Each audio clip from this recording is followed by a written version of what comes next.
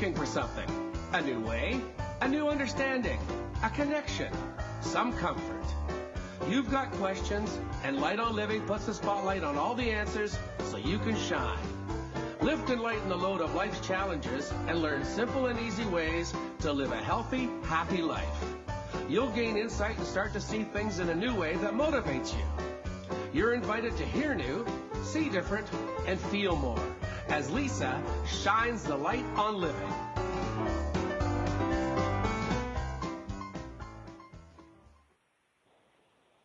Well, hello there, everyone. Welcome to Light on Living. I'm Light Coach Lisa Berry, that is, and we are here to help lighten the load of life's challenges. That's what the show is all about. And I can't imagine a more simple way of helping you to take care of really everything you need to get through in life. But it's, in fact, one of the hardest things that we all do every day, but maybe we're not doing it correctly, or we're not doing it on these different levels that we could be doing. And what today is all about is breath. It's about breathing. It's about how we can use that to facilitate pretty much, well, everything that we want in life. I mean, it is our life. And who I have on the show with me today, it's more than excitement. It's joy, it's happiness, it's gratitude. And it's no one other than Brian Baker. And he is, well, I'm going to give him, I love this. It's the principal and founder, father at the Breath Center in California. So, Michael, I want to give you a very warm, deep breath to welcome.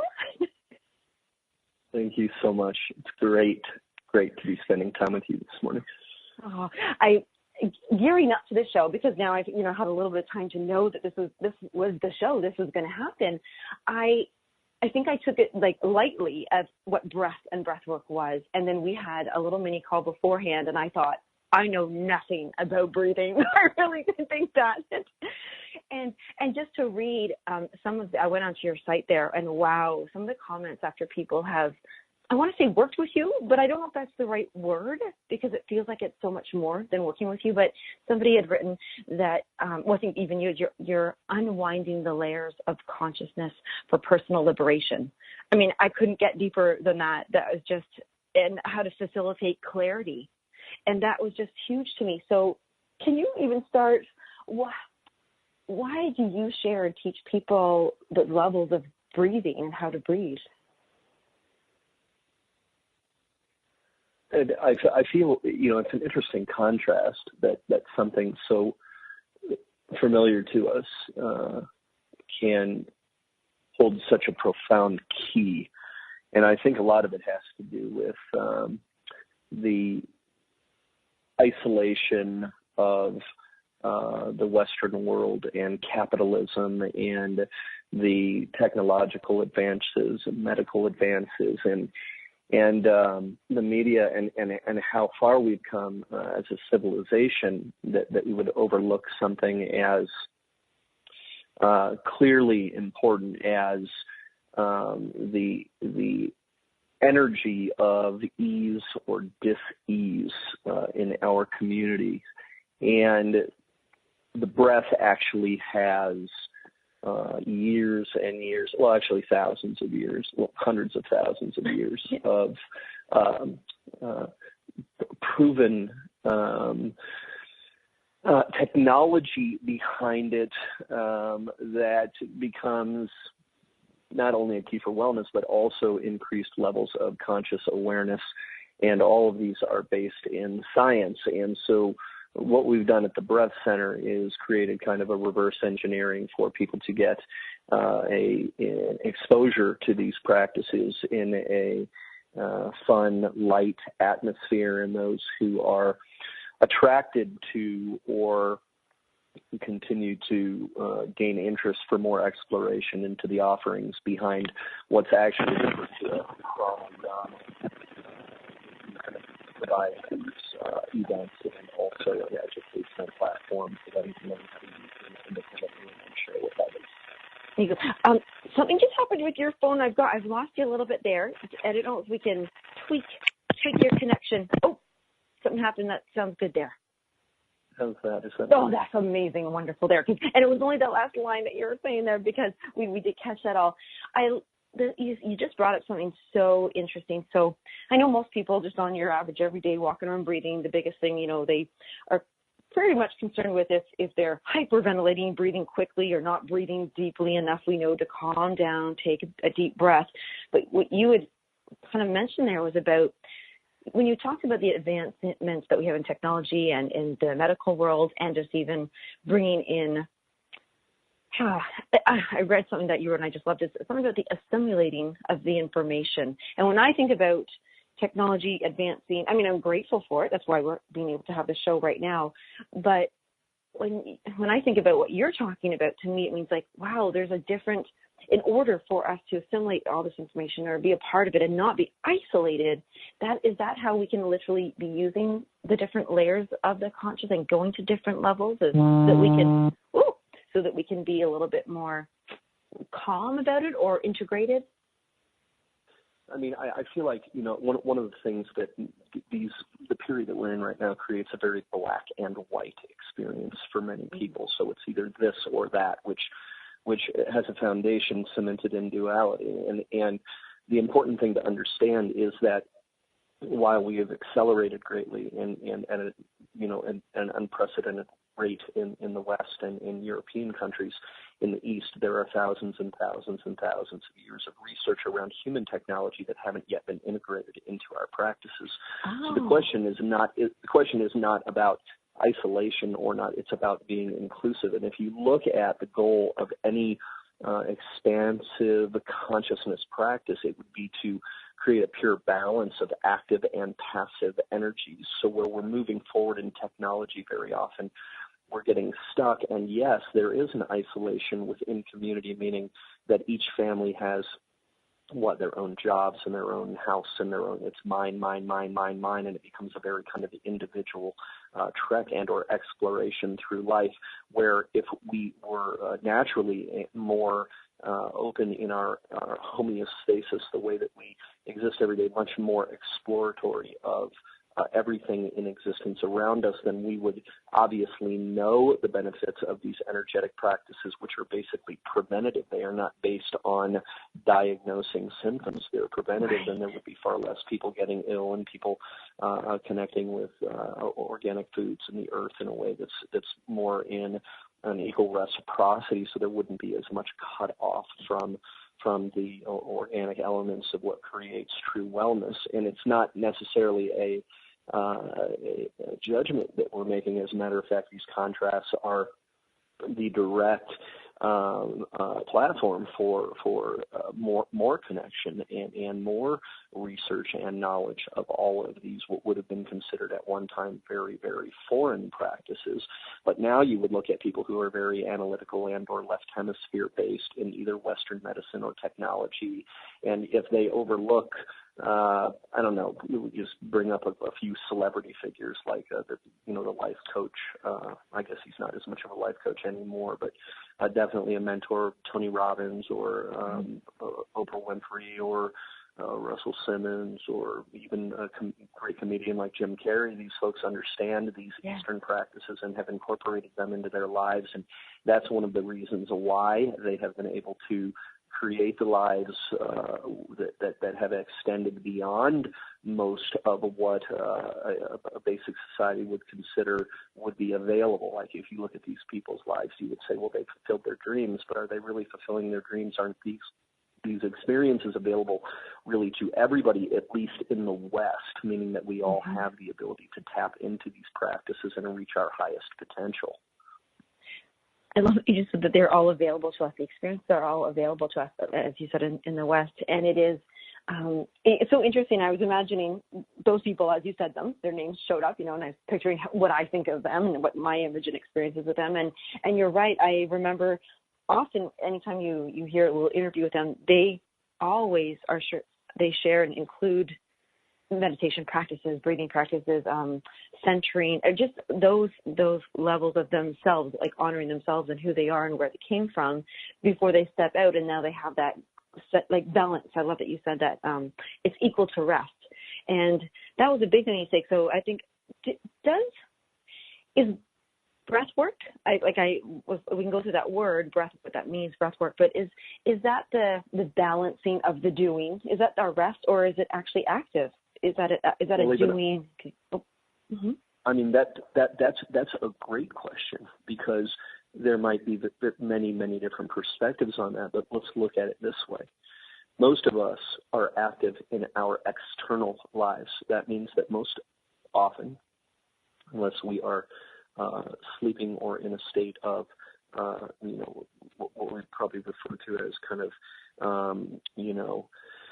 the lack of empathy, if we're in our day-to-day life and we're thinking about work and the bills and our family and all those things are all basically external. They're external. And so to focus in any way on the breath, okay, and I don't really, we don't use as much the term breath work here, because that's been a rebranding in the West of what we would refer to as pranayama. So prana translates to universal current or life force energy, and ayama means to expand or extend. For some, even navigate, you would see that prana does not equal breath. Breath is the vehicle that carries that universal current into the system. And ayama, to expand or extend, yes, maybe you could attribute that to work, because it would take some active energy in order to engage with it, but it is not necessarily breath work. The root of all of these practices are ancient, thousands and thousands of years old. We've just not yet adopted them in the West with the proper integrity or respect for the foundation that they've come from. And in understanding that too, we would understand that any foundation is eroded over time. And so it's our jobs now, or at least with our particular organization, to make sure that we're communicating with people the importance of the respect for the lineages, as to not continue any sort of degradation of foundation, so that we keep that foundation solid. But let me just say to you that, based on your question, just the focusing inward on the breath would be a non-ordinary state of consciousness, because normally we are running at about 53 hertz, which is a state of empathy, right? It's basically apathy. It's not empathic. We aren't thinking about others, and there's nothing wrong with that. We get up in the morning, we're thinking about brushing our teeth and where we need to be first, and where did we leave our computer bag, or whatever it might be for the individual. And then, eventually when we become aware of our awareness or our surroundings, this would be considered a non-ordinary state of consciousness, and it's turned inward. So we can kind of simplify what you mentioned, and just say it's a matter of first becoming aware of what's going on internally before we are fixated on the external. And therefore, we understand greatly from our studies and from understanding astronomy that there are influences on our planet based on the cycles of not only our atmosphere, but also the impacts of other planetary influences. And we would understand that if the external planetary influences are affecting our life experience here in our very, in every moment of our lives, that also understanding that internally we can affect the external by becoming aware and making subtle adjustments or fine-tuning from within.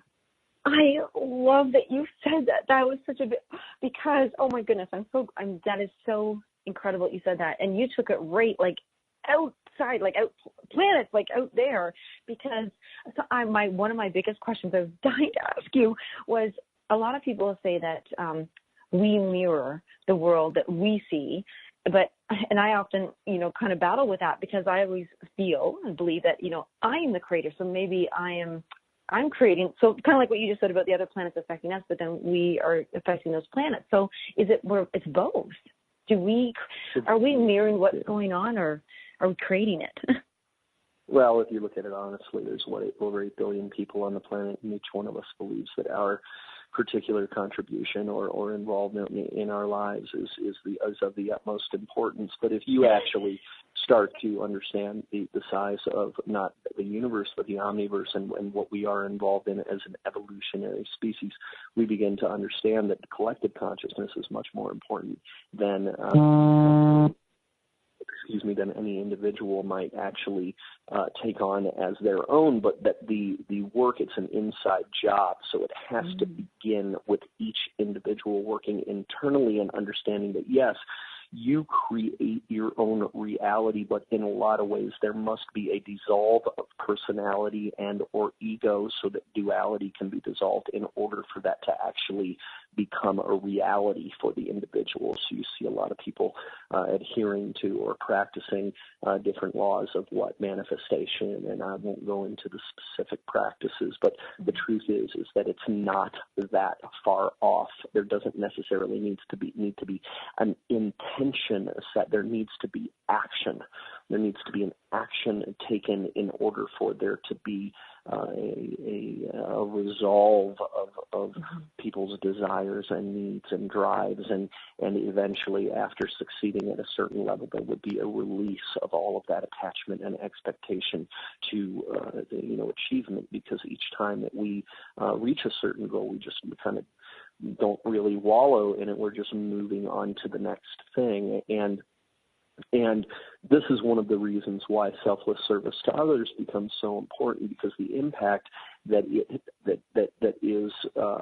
is actually experienced when we are taking efforts and putting them into a benevolent way of serving others that have less creates a ripple effect that is actually really, really creating change. But when we are, again, identified with me, mine, and our particular family, then it just kind of, again, becomes very, very secluded within our own reality, and it's not really supporting the evolution of our communities and our city and country and, really making change. On those are, I can't, we're going to have to go to commercial, but I do, when we come back, I would love to just talk a little bit more about that, about the reality that we are creating and how we can do that more selfless service and still, and incorporate the breath and everything we need to do that. So when we come back, we're going to jump right back in.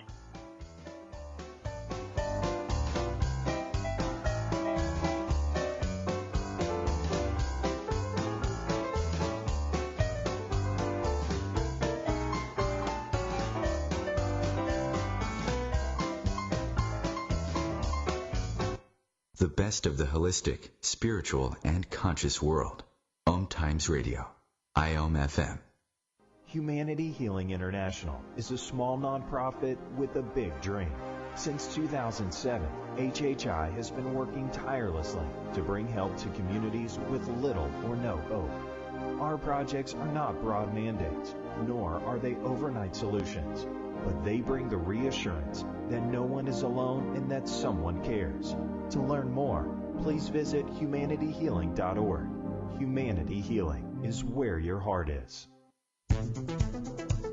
My name is Victor Furman. Some call me The Voice. I've always been fascinated with human nature, spirituality, science, and the crossroads at which they meet. Join me Wednesdays at 8 p.m. Eastern on Om Times Radio, and we'll explore these topics and so much more on Destination Unlimited.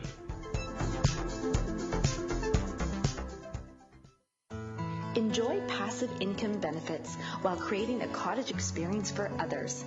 From a relaxing getaway to connecting with nature, sitting around flickering campfire light, dipping in cool, refreshing waters, strengthening your body with biking, hiking, boating, and swimming. And you have the cottage that could be a part of all of those memories while earning you money. Financial abundance as a thank you for renting your cottage. Become a cottage rental owner today, safely and supported. RentCottage.com.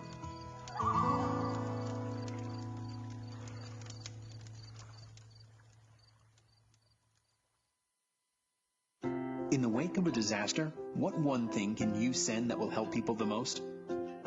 A blanket, a tent, a sandbag, a doctor. Actually, if you send a monetary donation, you send all these things. Even a small donation can make a big impact and can quickly become exactly what people affected by disaster need most. In the wake of a hurricane, your monetary donation can make a huge difference to those in need. To donate, visit supporthurricanerelief.org. That's supporthurricanerelief.org. Brought to you by the Ad Council.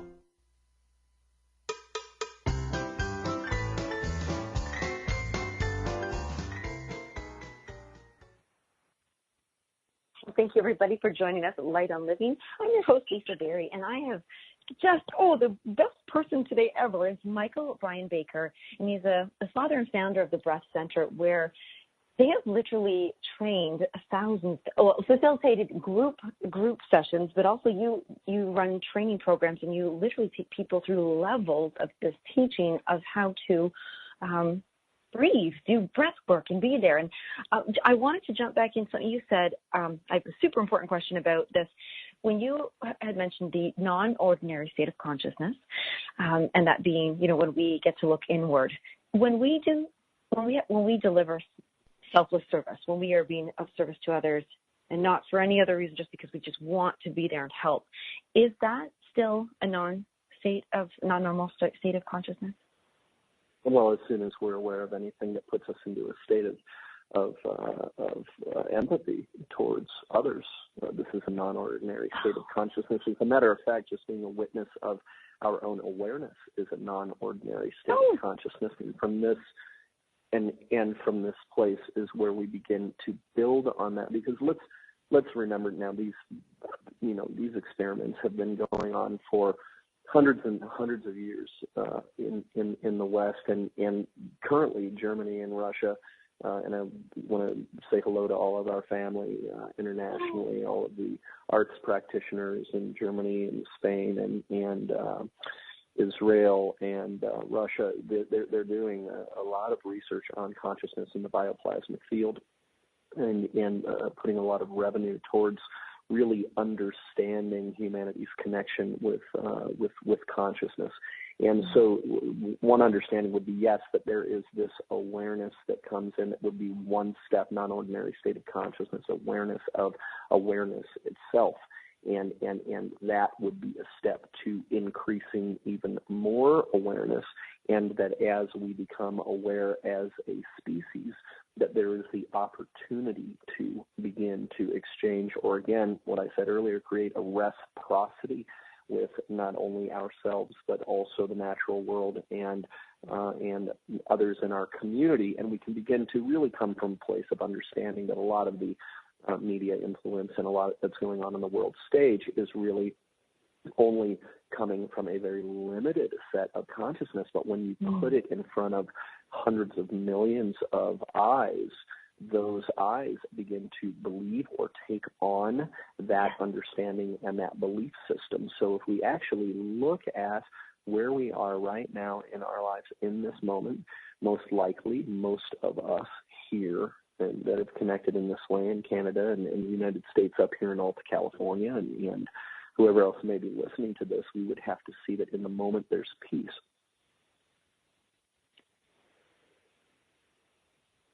Oh, do I still have you here? There's peace. Oh, there we go. There's peace right now. He didn't drop me. Oh, thank God. I was worried, like, oh, here he is. Yes, what I said was, I said there's peace currently in the moment. And in that stillness, we must reflect on the fact that we are creating a lot of what we would call mental chatter that's completely unnecessary and not necessarily good for us. It actually creates what? Dis-ease. We are not at ease, but yet in our surroundings, everything is at ease. So there, and this is something that this has been a natural progression for humanity as a whole. This awareness and its increase, and the understanding of, for instance, universal ethical principles of nonviolence and truthfulness, and not taking things that don't belong to us, and being loyal, to our partners, and not being possessive, and being clean with our bodies, and being satisfied with what we have in our lives, and working with self-discipline and researching things that are benevolent, that create sustainability and an equal exchange, and surrendering to the fact that we very well may not be as advanced as we really believe that we are, because a lot of times, due to our own need for affirmation and acknowledgement or attention or love, we take a pretty high stance as a species. And this is the fuel for evolution, although humility is also extremely, extremely important. And these respiratory practices that we've been sharing now for over a decade seem to be a very, very simple, non-invasive way for folks to come together and experience something that most of them have been looking for but may not even know it yet, in a way that will help to create a tactile experience of what it feels like to have one's consciousness expanded. When you said that and talked about bringing people together in a group, and they may not even know what they're looking for, and we can't know what we have never yet experienced, but when I see the pictures of the groups of people that you've been able to share this with, you talk about that peace, just the pictures, I can feel peace from it. You know what I mean? It instills that into me. It's like I can connect with that right away. It's just like it glows, the pictures just of what you're doing and who you're with and how this is going about. Something interesting I'd like to ask about this, and I love that you talked about the mind chatter.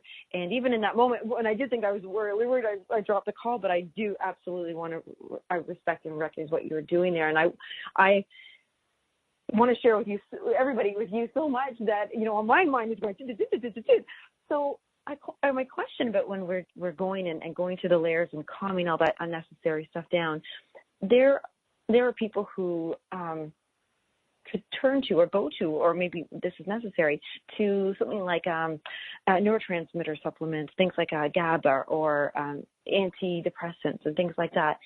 Is this something that has taken us so far away from our own empowerment that we can have over ourselves? Or do you believe that there's a need to have supplements and drugs and prescriptions that can help us, or can we control all this through breath?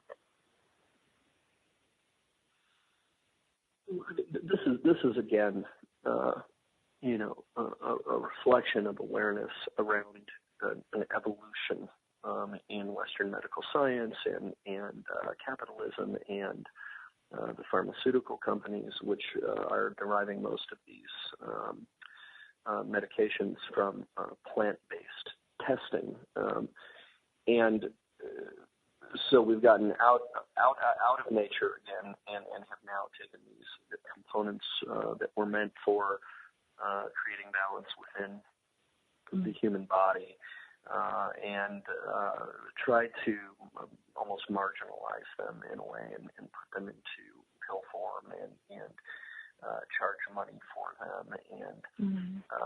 And in a lot of ways, let's look at this again as a contrast rather than looking at it as something negative. Let's not go to the black and white. Right. So many people are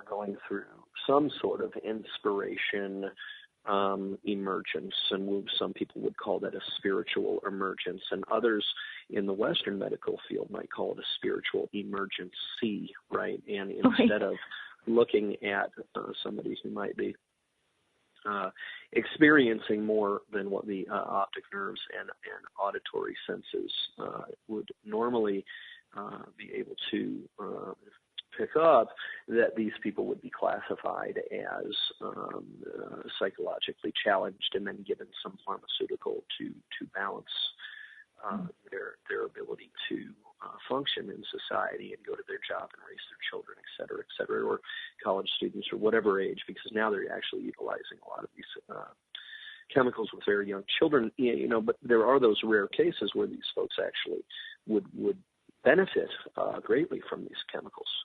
the main question is how many of these prescriptions are getting into the hands of people who are going through a completely organic process and have not been given the time and space and or nurturing to understand that there is an expansion of awareness going on, and that what they're hearing and what they're seeing and what they're thinking is totally normal in the natural process of this kind of a realization of the true nature of humanity, and that when they begin taking these drugs, that their brain chemistry changes, and that the natural organic homeostasis of their balance is changed, and then it makes it twice as hard to regain balance, right, to get that balance back because of the medication. So I'm answering you in a very split manner, because the work with energy that we understand today and the bioplasmic field,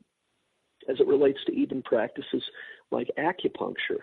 Now we know acupuncture was kind of an underground, information had been suppressed around the effectiveness of acupuncture for hundreds of years before it was accepted and insurance started covering people's visits to the Chinese medical communities, and those communities deal with the bioplasmic field and the meridian system and the 72,000 nadis, and they understand the energetic system of the body, which is probably just as important as Western science's understanding of the physiological system, right, the physical body. So the work that we do, yes, in many, many, many cases, when this becomes a conflict, when people's consciousness begins to open to understand and take in more of what's going on around them, that if they are already utilizing some form of inhibitor or mood enhancer, that they can do this very, very, very easily with a more alkaline nutrition program, exercise, and yes, energy work as it relates to these respiratory therapies and more connection with nature, reading things that are very, very nourishing, not taking in media that's suggestive of anything less than, benevolent nature of humanity. I mean, you have to look at what we're feeding ourselves in a lot of different ways, but I would say to you that the impact of the work that a lot of facilitators are offering worldwide around these energy practices have the power not only to help people who are struggling with all of these normal human conditions, but that they would also be able to help them titrate off of pharmaceuticals with the help of their physician if it was in alignment with their treatment program. That was so beautiful the way you said that, that we are just going through an expansion and that we just need that time and space and nurturing. I thought that was so beautiful how you said that. And often I think we're feeling rushed, like hurry up and grow, hurry up and grow, hurry up and grow. And there is like a natural balancing that has to happen along that way. I was hoping that you could share with me, what is spiritual bypassing? It was mentioned on something I thought, it kind of caught my attention. I wonder what does that mean? There's some great books. Robert Masters, for those who are interested in the philosophy behind spiritual bypassing, Robert Masters wrote an incredible book that's easy to get through and extremely easy to understand. And I feel that what happens is people start to connect to their inspired selves, or the fact that we are not in at whole completely the only thing in existence that affects our reality or our life experience. And they begin to settle into a practice, and or we've always been told, do not get attached to whatever practice makes you feel better. I mean, even if you look at normal calisthenics, or you look at these personal trainers who are really, really experienced, the body gets used to something, and then they have to change the program and kind of confuse the body a little bit to get it to expand and grow. And I'm talking about, basic physical cardiovascular exercise and aerobic workout, right? And in this same case, if you're working internally in an inspired way, some people would call it spirituality. Other people would call it new thought. Some people might call it biohacking.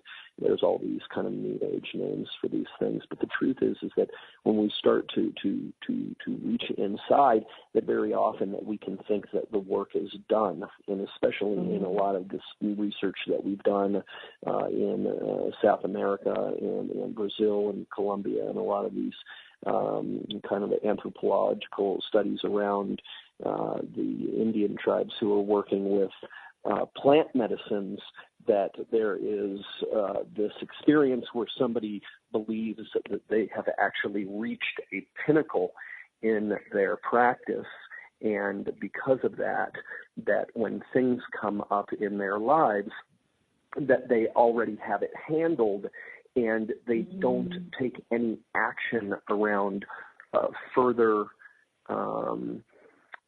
acceleration of their growth, because they believe that they've done the work and they've been touched by Creator, and it's enough. And so spiritual bypassing refers to probably a large group of people that have experienced some form of interconnection and are precluding themselves from a lot of the collective unconsciousness that still is, continuing to pervade our daily lives, to, again, create contrast for more growth. So it's kind of related to people who are getting stuck on a path, and that's probably completely organic and necessary contrast, too, to what? To be the fuel that would inspire them to keep moving forward in their practices. I love everything you say. There's so many layers to, and my mind feels like it's expanding, but in such a gentle way. It's like as you're sharing this, it's very nurturing. And we've got a few seconds before commercial, but when we come back, what I would love to ask you is that what goes on at the breast center? I want to know who would go, what would they experience, and how would that feel? So as soon as we come back, we're going to run through that.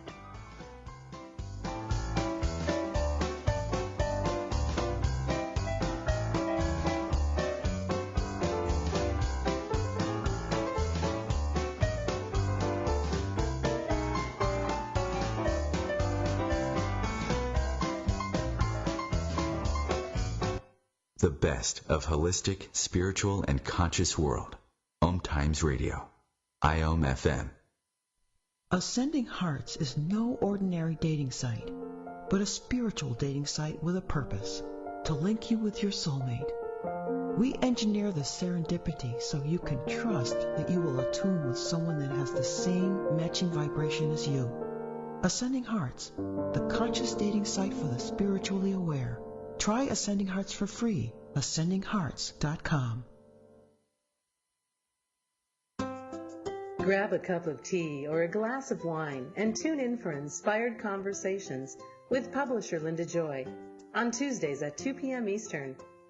Linda creates sacred space for leading female luminaries, empowering authors, heart-centered female entrepreneurs, coaches, and healers. A soulful venue where guests openly share the fears and obstacles they've overcome, wisdom and lessons learned, and the personal journey that led them to the transformational work they do in the world. Inspired Conversations to empower you on your path to authentic, soulful living.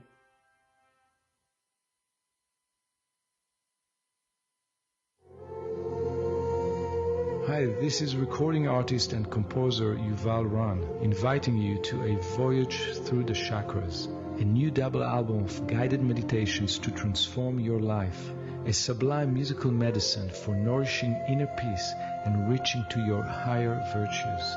Get it now at metamindfulnessmusic.com, METTA mindfulnessmusic.com. So I'm a cat. And I just moved in with this new human, and she's got this little toy she's always playing with, all day long. Tap, tap, tap, tap, bloop, bloop. She can't put it down. There it is. Oh, and get this. She even talks to it. Last week she asked it for Chinese, and guess what? Egg rolls showed up. Like magic. Humans have cool toys. A person is the best thing to happen to a shelter pet. Be that person. Adopt. Brought to you by the Ad Council and the ShelterPetProject.org.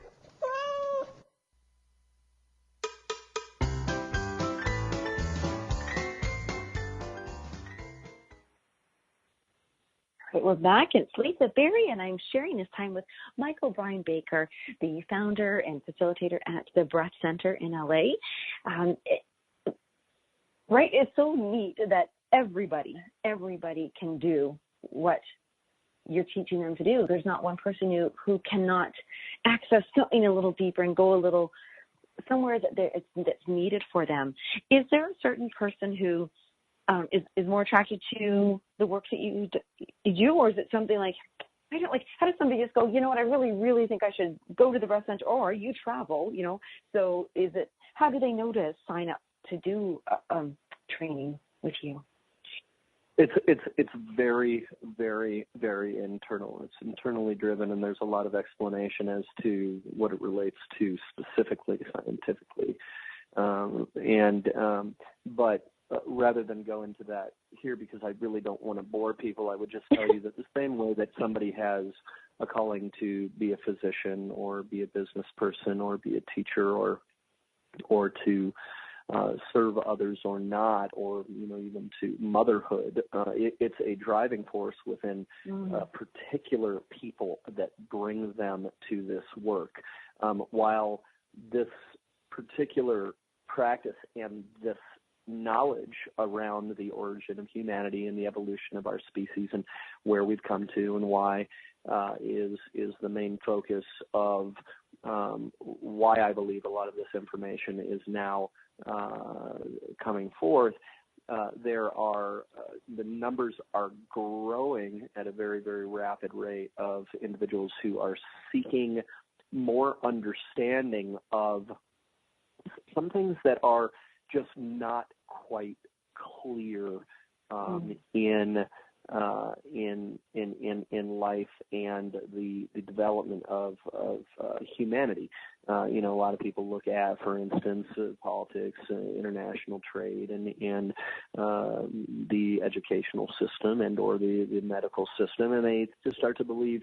They think, wow, there's all these really, really beautiful things occurring, but seems as though there's just some things that are missing, and they're seeking to understand why. It's those who want to understand why, and I think the best way that I can describe to you the folks who come to us, they tend to be more heart-based and focused on wellness and feeling really good. Most of them tend to have a drive to create more in their lives based on their individual desires, not following any type of specific community or societal standards.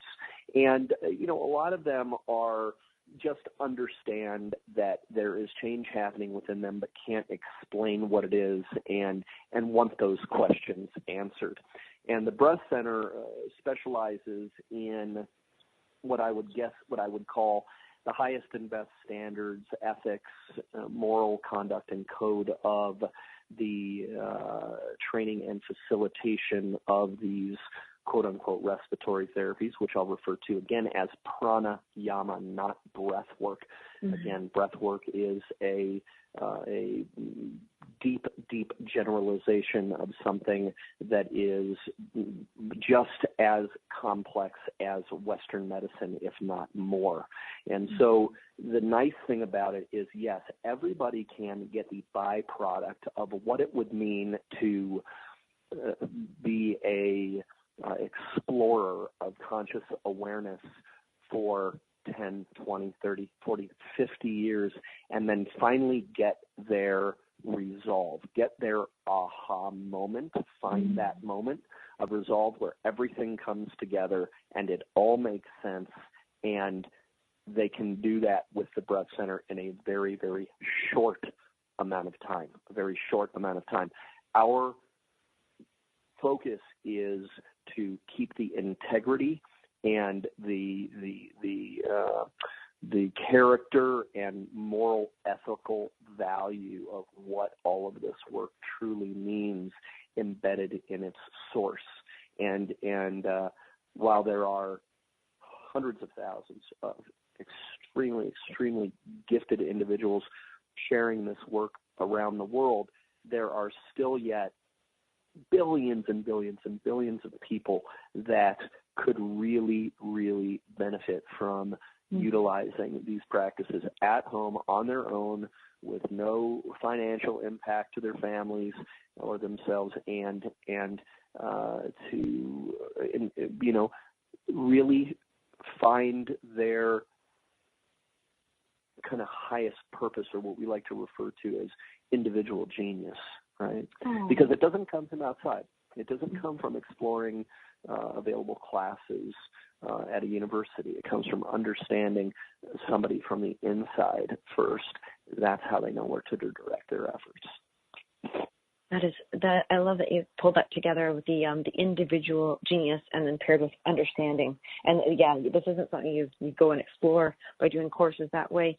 When you mention about, I love that how the Breast Center delivers this or provides this platform for people to go and experience this, that it comes from source. Now, for you, what would be your, I don't know what the word is, your base? Like, I know that you use shamanic practices, but there's just so much more. So what is your source of how you gather these practices and then teach others and guide them? I mean, it's just simply embedded in the practices of the Eastern traditions, the South American traditions, the North American traditions, and the European traditions. So basically, what we're doing is, because America and, well, the world for that matter is extremely diverse. One of the things that you spoke about was the old photographs that you see posted on the Breast Center website. And, what this particular work has the power to do is to initiate or reestablish true connection and intimacy without attachment in large group settings. And so when you ask what my source is, I would say, without sounding too esoteric, my source is enough from each teaching to satisfy and stimulate individuals from all over the world, from every continent, so that each individual is seen and acknowledged for their unique gifts, and that we are utilizing these kind of forgotten or less known practices because within each individual, their particular ancestry is addressed in these practices in one way or another. And so when you have a large room full of people, you are going to be able to cover the collective consciousness and awareness, yet each individuation will be able to relate with and or, I don't know, they use kind of the word, the spiritual community, resonate with something going on in the room, which will feel very, very specific and or intimate to them. And so our focus is very, very, very broad, and a lot of times we have the desire here to go deeper into specific things, which really just paves the way for the future for us in creating, a more solid organization that can speak to people's individual needs with more concentration and integrity. Yeah, you mentioned something so interesting there when you talked about ancestry and going into that, let's call it that timeline. So you said that when they come here, that everything comes up. When you go within, it's how we're all connected. And is traveling? No, I'm using this word traveling, but is traveling through the layers of consciousness almost like retracing, like a family tree, but your own? Is there any kind of connection with how is it all so at the conscious community is a collective? So we're all there, we're connecting, we're talking. in our way, in that language and that energy frequency. And then we have something like our ancestry and genetics and things that have traveled along the way with us. Is it possible to connect, backwards, forwards? It's all timelines when we do this? I feel like from the very, very densest experience of matter here on this beautiful, amazing planet, the individual has an experience of their lineage, their ancestry, cleaning up, unfinished exchange with whatever relates to their own personal resolve and evolution in their life experience. And then in the macro, looking at it planetarily, we are really are one collective consciousness. I mean, you really have to take a kind of journey and explore what it would be like to be a higher and or more advanced intellect with eyes on the earth, and see that the experience and drive of humanity for embetterment of our species, and in order to leave a inheritable space for our children, is a beautiful thing. And from that standpoint, it's really all one in a way. And I don't want to sound too dogmatic here. But there is the element of understanding that we are, if you really have an expanded awareness and understanding of the origin of humanity and linear time and the cycles and what we're going through transitory right now, and how this whole thing has already obviously been written, that each one of our collective experiences are what are shifting the whole. You can look at it like the story of the 100th monkey, which has a lot of different versions to it. But the bottom line is that, as the collective starts connecting for any advancement, that eventually the majority begins to catch on, and then you have many, many more, let's just call it white blood cells on this planet, preventing, illness and virus and any form of dis-ease, to return everybody to ease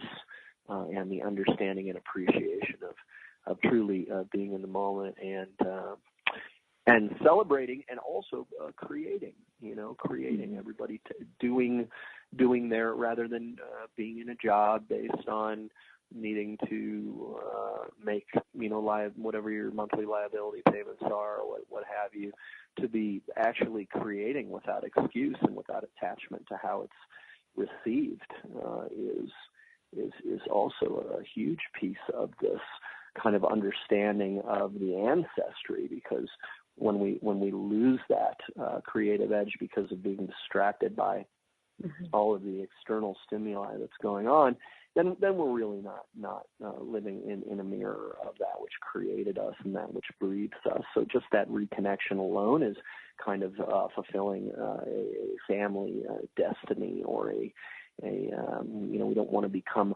more AI and more technology-based to the point where humanity basically slips away from us and creativity actually slips from the hands of womankind.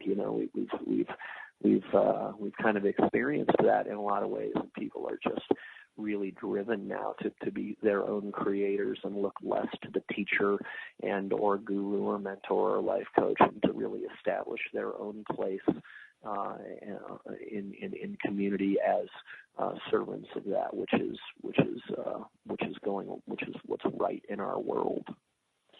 And I think that has become for me, it feels like such a beautiful circle from when we started. And I was talking about literally breath work, which now I know it's not that at all, and come to really it's about listening and understanding, and then being are true creators, that we are, that we have that drive to be that essence inside of us that just wants to develop that. And I want to right now finish off with how can people just connect with you? What maybe they do want to come see you. Maybe you'll be traveling near them, and how can they be with you to do this? Well, definitely visit thebreathcenter.com and go to our gatherings page, and you can choose from, a whole number of things. We do community events. We are at conferences and festivals. We hold retreats. We've got regular trainings for those who are interested not only in working deeper first within themselves, but also maybe even sharing the practices with others.